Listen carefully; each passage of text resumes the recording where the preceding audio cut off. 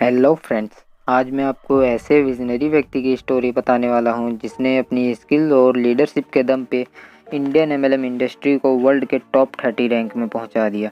आज की कहानी है वेस्टीज कंपनी के मैनेजिंग डायरेक्टर गौतम बाली जी की।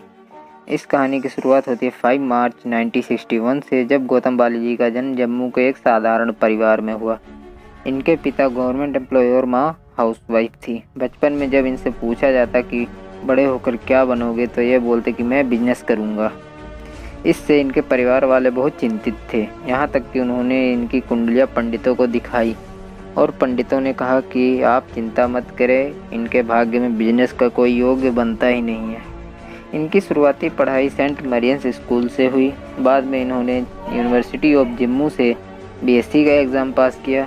फिर वो दिल्ली चले आए। वहाँ पर उन्होंने जर्मन कंपनी फीज़र में 12 साल काम किया। फिर उन्होंने एमएलएम इंडस्ट्री में कदम रखा। मोदी केयर में नेशनल सेल के हेड का पद संभाला। मलेशिया की कंपनी एल्काइन में इंडिया के सीईओ बने। बट जब एक एमएलएम कंपनी ने उनसे कुछ ऐसा करने को कहा जो लोगों के हित में नहीं था, तो उन्होंने मना कर दिया। फिर वह उस कंपनी से निकाल दिए गए। उसी दिन से उन्होंने ठान लिया कि ऐसी एमएलएम कंपनी खोलूँगा जहाँ गरीब से गरीब आदमी भी अपनी मेहनत से पैसे कमा सके।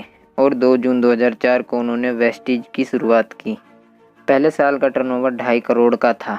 कुछ लोगों ने कहा यह वेस्टीज नहीं वेस्टेज है, तो कुछ ने कहा कि बाली साहब ने हारे हुए लोगों की फ़ौज बनाई है।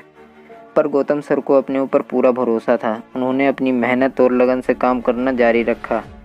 बट 1 मार्च 2005 को उनकी मां का देहांत हो गया। उस समय उनके पास इतने भी पैसे नहीं थे कि वो अपनी मां का अंतिम संस्कार कर सके। तब उनकी बड़ी बहन और उनके मित्र कन्वर वीर सिंह ने उनकी मदद की।